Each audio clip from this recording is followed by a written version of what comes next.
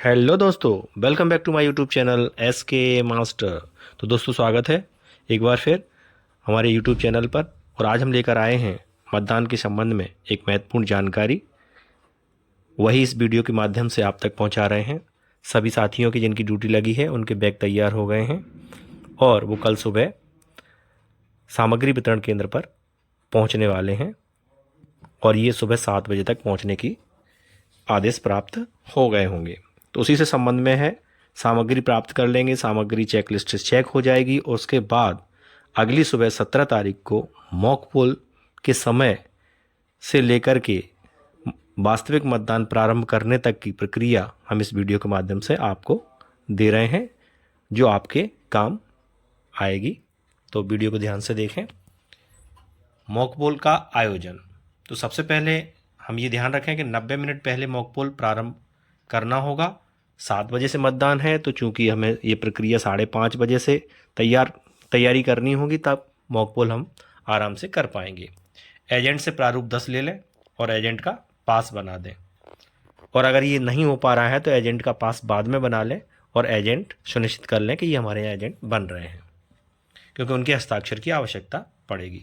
15 minute प्रतीक्षा के पश्चात agent नहीं आने पर पोलिंग टीम मॉक पोल कराएगी। आगे है बीयू यानी बैलेट यूनिट और वीवीपैट को मतदान प्रकोष्ठ में रखें व कंट्रोल यूनिट को P3 की टेबल पर रखना होगा। तत्पश्चात बैलेट यूनिट, वीवीपैट और सीयू का संयोजन करेंगे। वीवीपैट का नॉब वर्किंग मोड में लाएं और कंट्रोल यूनिट को ऑन कर लें। क्लियर बटन दबाकर शून्य मत का प्रदर्शन करें। उसके बाद नोटा सहित सभी उम्मीदवारों को कम से कम 5 एवं कुल मत 50 डालें व रिकॉर्ड संधारित करें। एक पेज पर सभी अभ्यर्थियों के यानी जो चुनाव में खड़े हैं उनके नाम लिख लें और उनके आगे जितनी बार भी मत डाला जाए एक एक करके लिखते जाएं और बाद में उनका योग कर लें।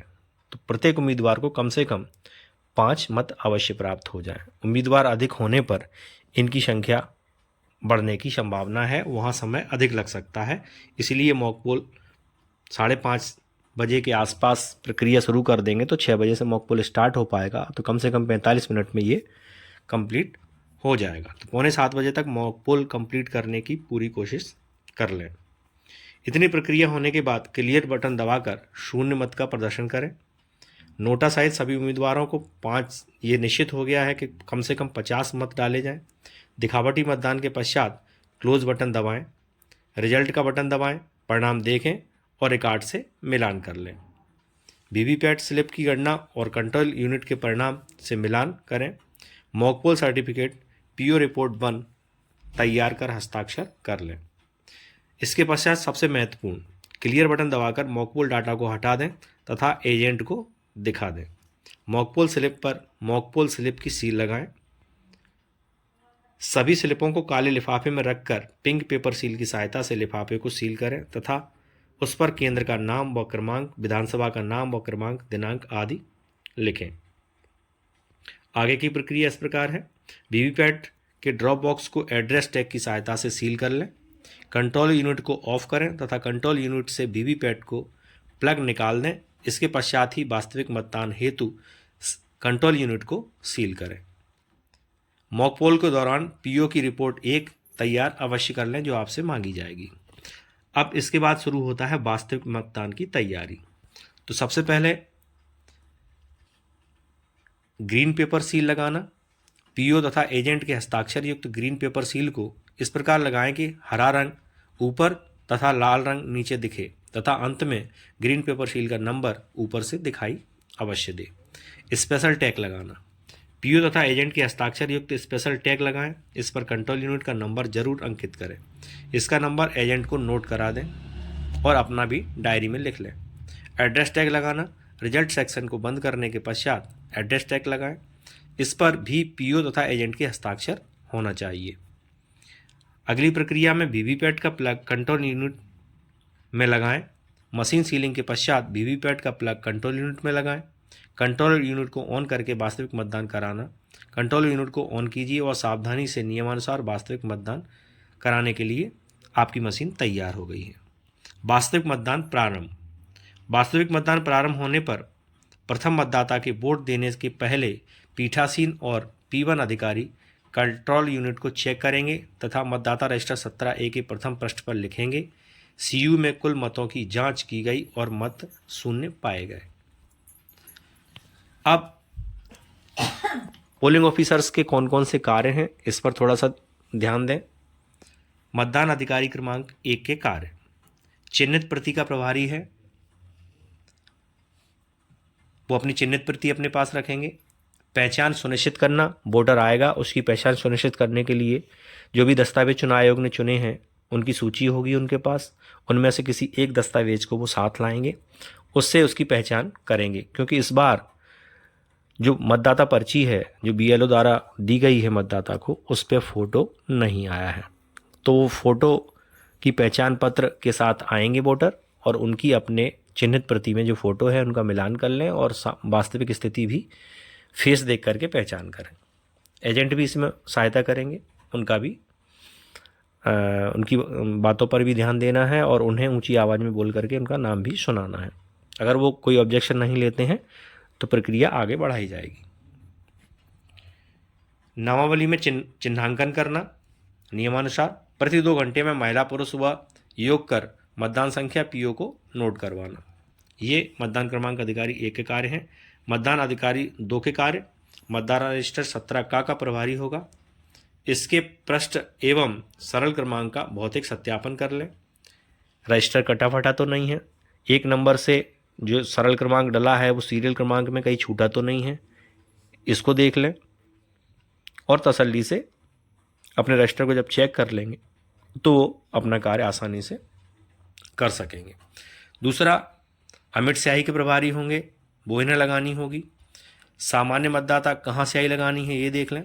यदि मतदाता सामान्य है, कहीं कोई दिक्कत नहीं है, तो बाएं हाथ की तर्जनी पर, अंधे शिथिलांग का साथी है दाहिने हाथ की तर्जनी पर,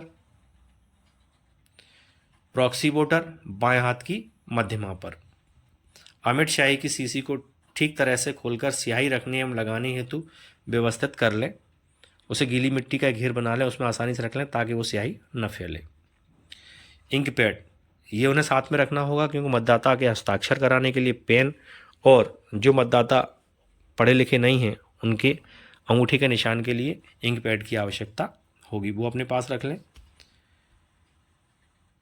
चौथा इनका कार्य है पहचान दस्तावेज का संक्षिप्त विवरण और सीरियल नंबर के अंतिम 4 अंक लिखना।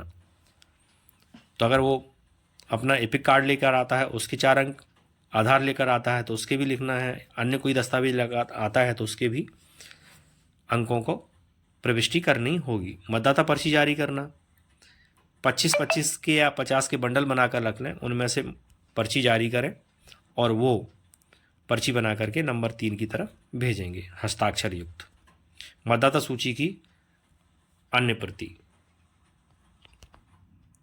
अब है मतदान अधिकारी क्रमांक 3 के कार्य। कंट्रोल यूनिट का प्रभारी है, वोटर स्लिप मतदाता पर्ची रखने के लिए समुचित व्यवस्था करना एवं पर्ची के क्रमानुसार सीधा रखना। मतदाता के पर्ची लेने के बाद अमिट स्याही लगी है कि पुष्टि कर बैलेट जारी करना, यानी मतदाता की तर्जनी पर अगर स्याही लगी है और उसे जब वो संतुष्ट हो जाए कि ये सही मतदाता है तो उसके लिए कंट्रोल यूनिट से वोट जारी करेंगे। यह मतदाता को मतांकन करने में दिक्कत है तो उसे डमी बैलेट चित्र की सहायता से समझाना भी होगा। तो नंबर 3 के पास डमी बैलेट पेपर होगा, उसमें वो बताएंगे इतने सारे हैं, इनमें से ये बटन है, कौन से बटन को दबाना है। तो अगर किसी को दिक्कत है तो ये भी बताने का कार्य वो करेंगे। तो ये सभी मतदान अधिकारियों के कार्य हैं। तो मेरी कोशिश है कि वास्तविक जानकारी उन तक पहुँचे और आपको जो ट्रेनिंग मिली है वो भी आपको सहयोग करेगी। यहाँ पर एक तार का उपयोग कर सकते हैं जिनमें मतदान अधिकारी क्रमांक 3 मतदान अधिकारी क्रमांक 2 द्वारा जारी की गई पर्ची को संधारित करेंगे, न कि वोटर स्लिप को।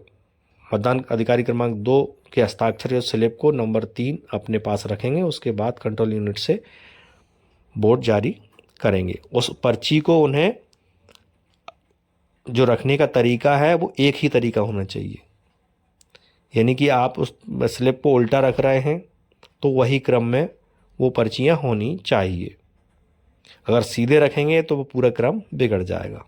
उस पर्ची को आप उल्टा उस तार में फंसाते जाएंगे, तो जिससे वो क्रम में बनी रहेंगी और बाद में इन्हें एकत्रित करके लिफाफे में रखना होगा। तो ये थी एक संक्षिप्त जानकारी जो मतदान दिवस में प्रारंभ करने से पूर्व ये सारी जानकारी उनके लिए उपयोगी साबित होगी।